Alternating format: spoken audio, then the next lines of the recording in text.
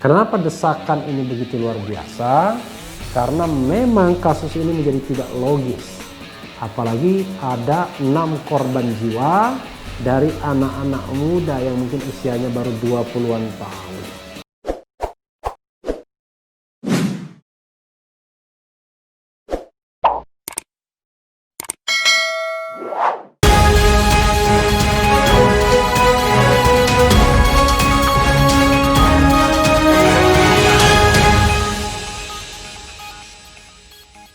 Assalamualaikum warahmatullahi wabarakatuh, Sobat RH sekalian.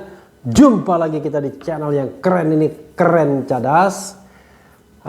Kali ini saya mau breaking news, tapi di Refli Uncut. Tetapi tadi pembukaannya tetap Keren Cadas juga ya. Tapi ini di Refli Uncut. Ya, kita juga akan share di Refli Harun juga, kita lihat nanti ya.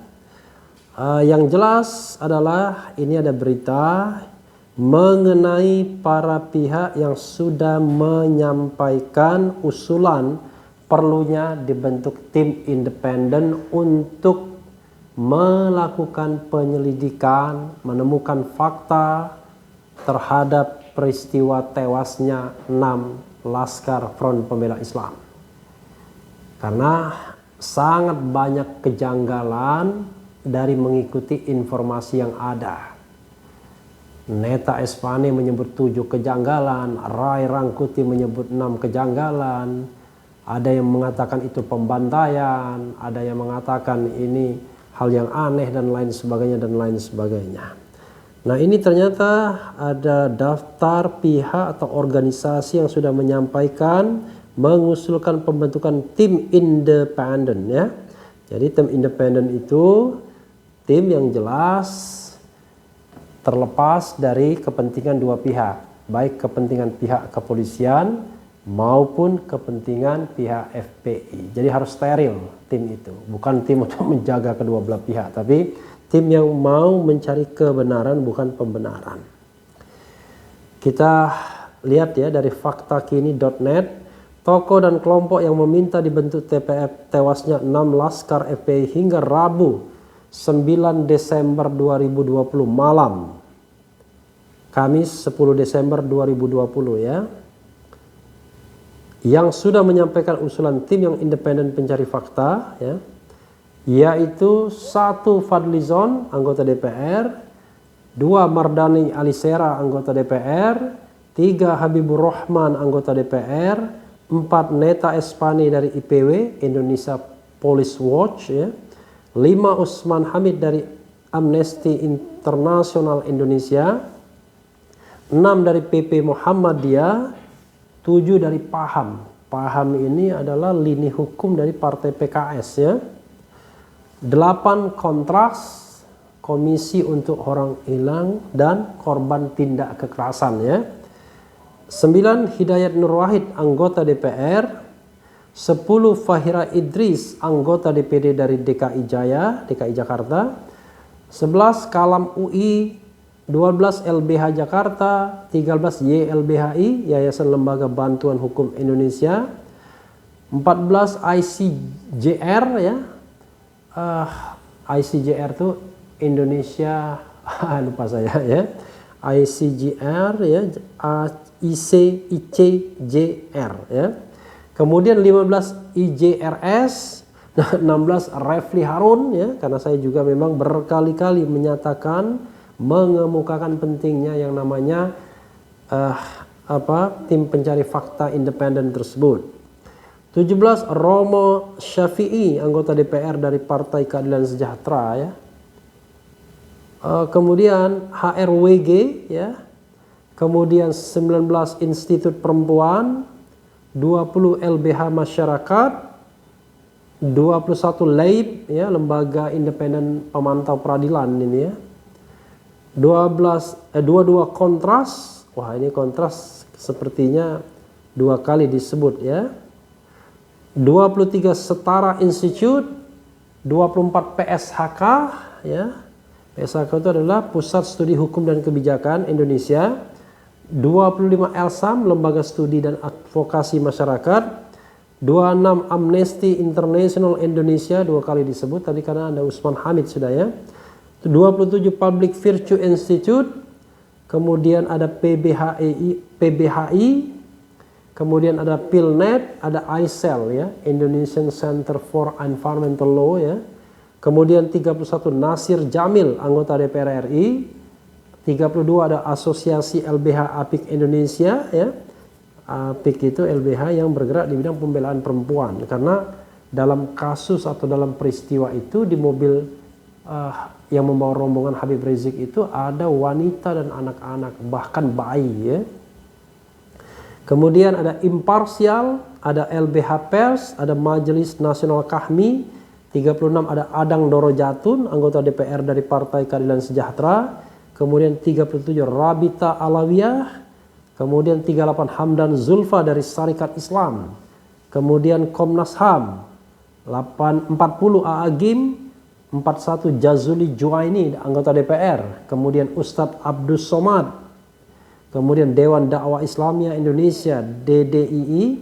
Kemudian Partaunan Daulay, anggota DPR juga. 45 PBHMI MBO. 46 Profesor Dr. Muhammad Amin Rais. Kemudian kami ya, Koalisi Aksi Menyelamatkan Indonesia.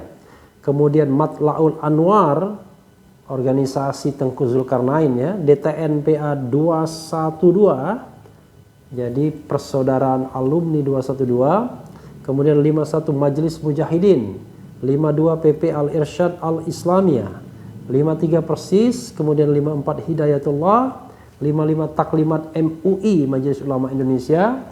56 BKS PPI, 57 PP Pemuda PUI, 58 FPUIB Banten, 59 Seruan Criminal Law Expert, 60 PP Barupas Indonesia, 61 Jati JATTI, 62 LPD Khotib Dai Indonesia, 63 LBH Pelita Umat, kemudian juga 64 Forum Suara Masyarakat Lampung,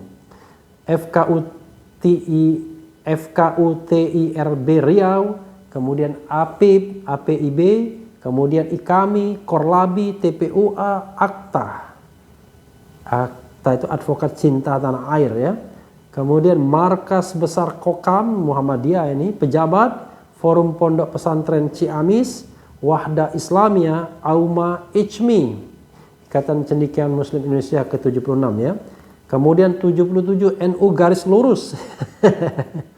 Garis lurus itu yang ini ya, Rahmat Wahab ya. 78 PB Al-Jamiyatul Wasliyah, 79 DPP Syarikat Islam. Ini tadi Hamdan Zulfa ya. 80 PP KBPII, 81 KMJ, 82 PP Ustazah Peduli Negeri. Kemudian PP Porsap, PKD Pusat Kajian dan Analisis Data, Tim Pengacara Muslim, WAG Brigade 0484, LBHPA 212, CIIA 90, Forum Aspirasi Rakyat FAR, 91 FDMPB, 92 GUB MUI Jatim, 93 Maung Institute Bandung, kemudian 94 MIUMI, 95 Presidium Kami Jabar, Komando Pusat Laskar Sabila Masyumi, DPP KNPI MI, DPP LAM, GP2RB, DPP IAD Bogor MBI, PP Ikatan Dai Indonesia, Aliansi Umat Kota Makassar, GBN, AP Kami, Jasma Indonesia, Kobar, Liputan Islam 212. Jadi paling tidak Sobat Era sekalian, ada lebih dari 100 baik organisasi maupun individu yang meminta dibentuknya tim independen. Pertanyaannya adalah, siapa yang akan membentuk tim independen tersebut? Tentu pihak yang tidak terlibat dari konflik ini, baik dari pihak kepolisian maupun dari pihak FPI. Karena itu yang bisa membentuknya adalah Presiden Joko Widodo sebagai penguasa kekuasaan eksekutif. Presiden bisa melibatkan Komnas HAM, Ombudsman, kemudian juga Komnas Perempuan dan Anak, tokoh-tokoh masyarakat, akademisi, ya, kalangan kampus tentunya, dan juga kalangan agama. Yang penting adalah orang-orang tersebut adalah orang yang independen, netral, imparsial, dan cinta kebenaran, mau mengungkapkan kebenaran atas kasus ini, bukan untuk menutup-nutupi kasus ini atau ada pesanan untuk memenangkan pihak tertentu, baik itu pihak kepolisian maupun pihak FPI. Kenapa desakan ini begitu luar biasa? Karena memang kasus ini menjadi tidak logis. Apalagi ada 6 korban jiwa dari anak-anak muda yang mungkin usianya baru 20-an tahun. Anak-anak yang sesungguhnya bisa menjadi generasi penerus Indonesia. Apalagi anak-anak mudanya itu adalah anak-anak muda yang alim.